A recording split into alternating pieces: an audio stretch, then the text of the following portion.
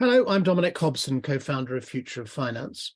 My guest today is Martin Watkins, Chief Executive Officer of the Montis Group Limited, which is developing an infrastructure to support digital securities. Martin, thanks for joining us. Many thanks for the invitation, Dominic. Pleasure to be on board. I thought we'd begin by looking at who you are and why Montis Group exists. So tell me, why does Montis exist? What's the problem you set up to solve? And given that you're a digital securities CSD, why couldn't an existing CSD do what you do? Well, certainly. Thank you for that, Dominic. I think the starting point is that if we look at the traditional world today, then clearly there are CSDs which are functioning well, servicing the markets and so on. And that's been based very much on the conventional business and conventional securities. But we've seen over the last 5 years that there's been a gradual evolution to look at the way that financial innovation can create tokens and natively digital securities, which the traditional CSDs are not well suited to support. And what I'm thinking of there is that a CSD, or the creation of CSDs, sort of dates back, ignoring the ones that came out of the 1960s with the Eurobond market, but to the more better known CSDs in terms of those came around from the G30 in about 1989 when they recommended that every domestic market should have a central securities depository to hold securities, get some efficiency gains, de-risk the marketplace, remove manual errors and so on. And so if you look through the 1990s and into the 2000s, there's been a plethora of CSDs being created.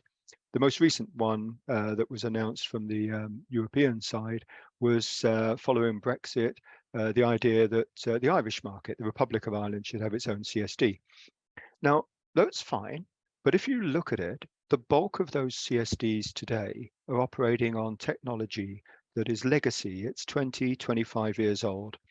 Some of them are operating in proprietary protocols, which don't support ISO 15022, 20022 to the full extent, but they're all migrating across. The challenge that we've been set, and this came from our parent Archax, who was the first FCA permissioned MTF broker and custodian for digital securities, was where's the infrastructure to actually support tokens and to support natively digital issued securities. These are, in our case, looking from an initial stance of European Union, MiFID compliant instruments. And the infrastructure wasn't in place. Archax were finding it very difficult, despite being authorized, to actually get access to this market. And so they tasked me and a small group at Montis to come on board and actually design a digital CSD, which we've done. We've also put our applications into Luxembourg with the CSSF and BCL, the Banque Centrale de Luxembourg. And we're going through the processes of being an applicant CSD to operate both CSD systems and securities settlement systems based on blockchain technology. The market that you are looking to serve here, have you worked out how big it is? How big is your target market? Oh, that's the interesting thing, is that the target addressable market we've got, Dominic, actually dwarfs the current global capital markets. And the reason behind that is that, first of all, we can support conventional securities, and that's what we've had the system designed to do. But our differentiation is that we're focusing on tokenizing portfolios and also natively digital securities. That's where you don't have something like a Companies Act, which means you've got to have a paper record held at a registrar. This is the natively digital issuance allows you to have the issuance of a security directly onto a blockchain held by a CSD. That means that where we have the current addressable, the current market for capital markets for securities, we can support all of those. We can also then move into the emerging marketplaces, whether it be for semi-liquid or highly illiquid securities. We can move into supporting real estate securities. We can have a raft of new product sets which sit outside of what's been the traditional conventional capital markets. So all of those emergent corporates who are looking to actually raise funds, we can support them both in a tokenized format or in natively digital. Mhm. You mentioned your parent Archax, in particular, their inability to get help from existing CSDs for what they wanted to do. So how does this relationship as part of the same group work? Is Montis dependent on Archax for business, or are you independent of Archax? And if you are independent, how independent are you? How does the governance work between you and Archax? We are independent. It's been set up so that once we become an authorized CSD, from an Archax perspective, the majority of our objective has been achieved in that we've now started to put in place some of the infrastructure that's currently missing in the marketplace.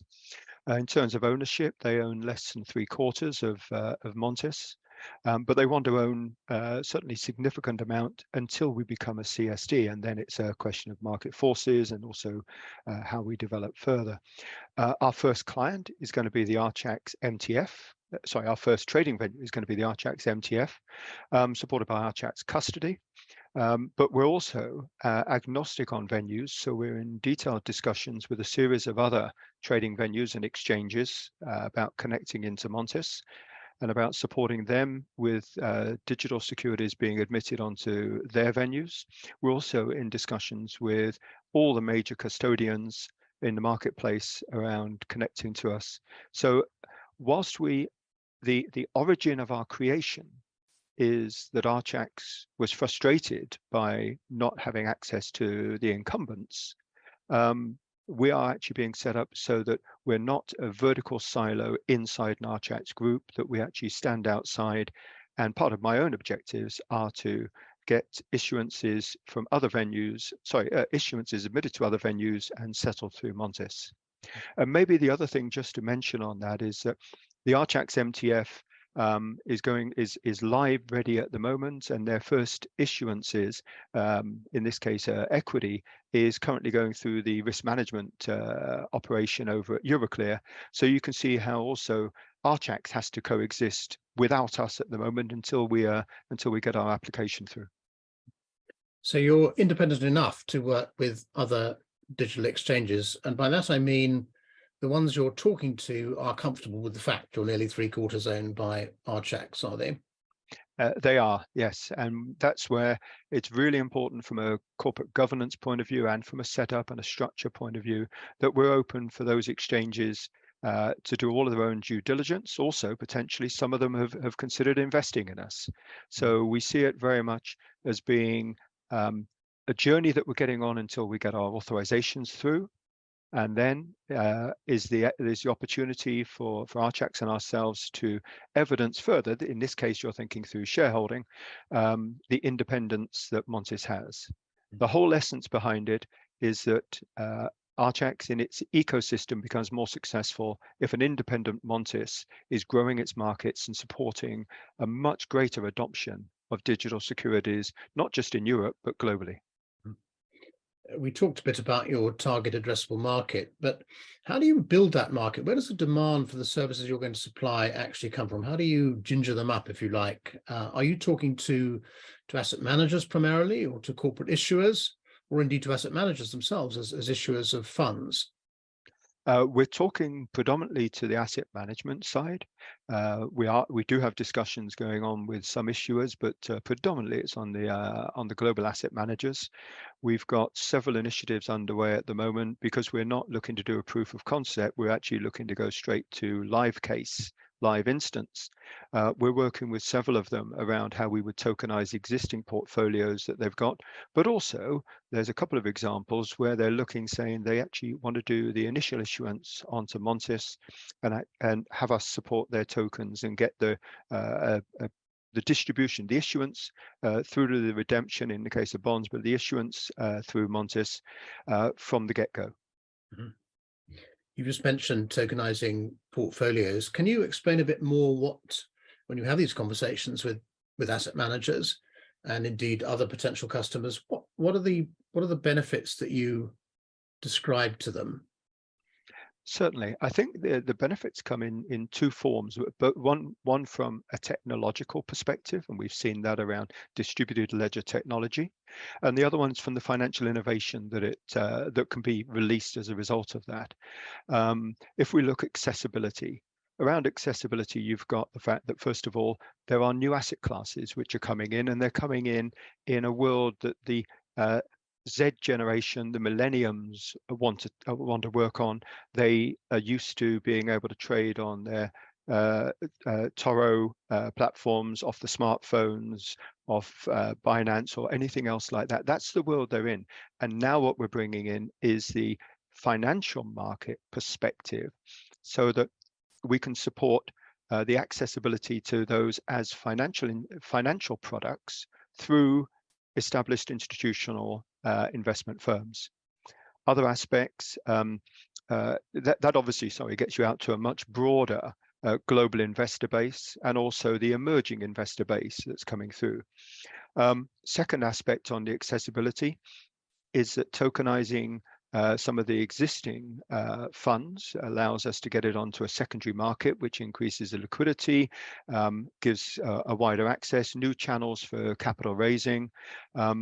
And with it also, there's the other aspect of cost efficiency. So from that perspective, we've looked very much around how can we get to a point where we can do 24/7 issuance and redemption and settlement of financial securities. When you come on to the next stage on democratization, what we're really looking to do here is give not only the easier access to the investments, but also to unlock access to private companies, SMEs, where, for example, some of the investment thresholds could be extremely high. We'd look at fractionalization. And with it, you also get the ability to have the immutable records and the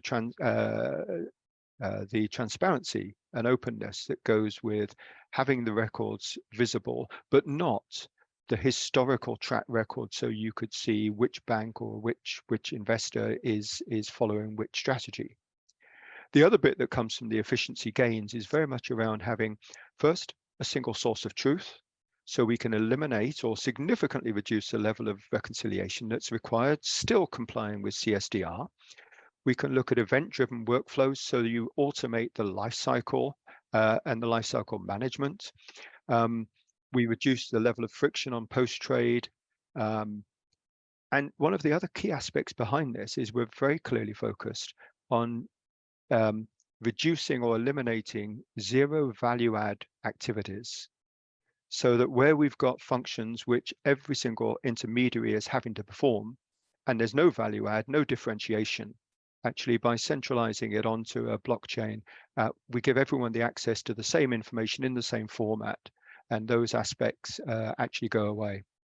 Other key ones, fractionalization. Well, it's been there in equities for a long time, but there are many other digital securities or financial instruments that you can't fractionalize very easily.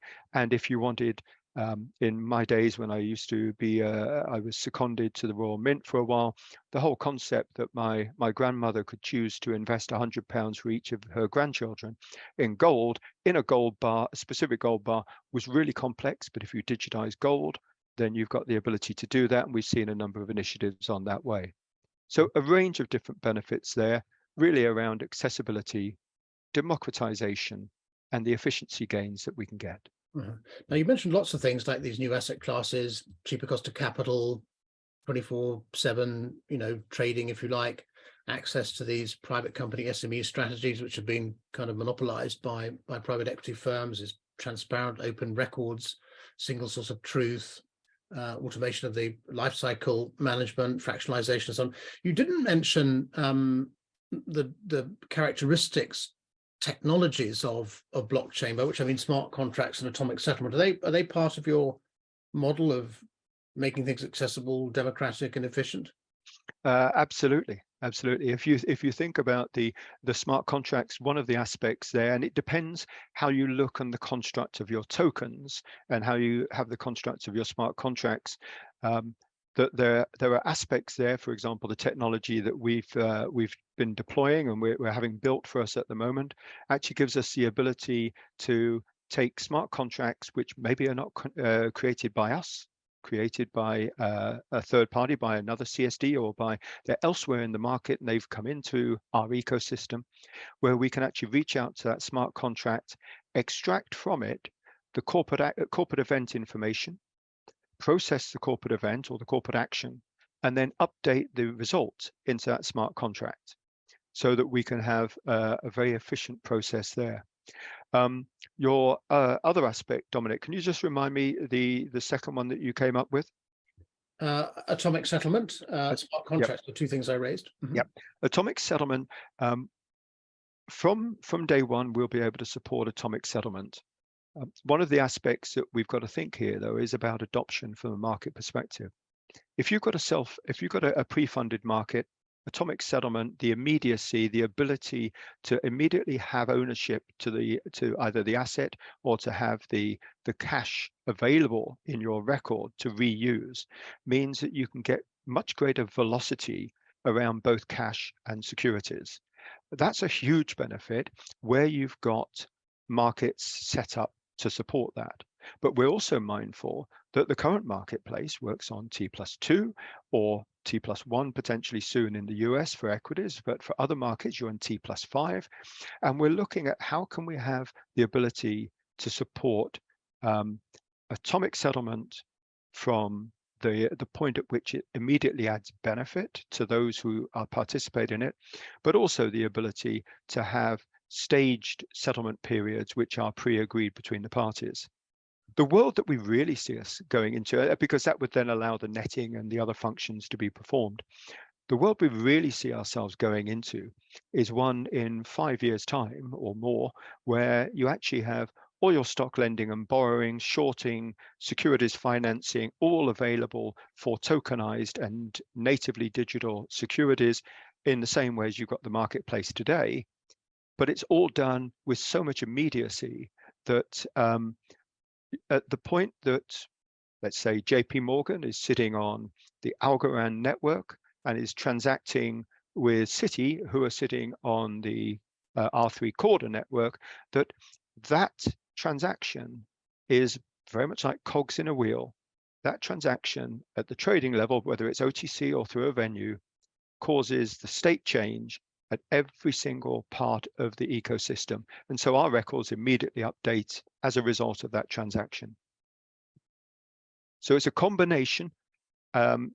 Atomic settlement is available from day one, but we see that actually it's a phased introduction of how we're going to be able to work, how we're going to have everything ready. Because at the end of the day, you know, the payment rails are still going to be conventional.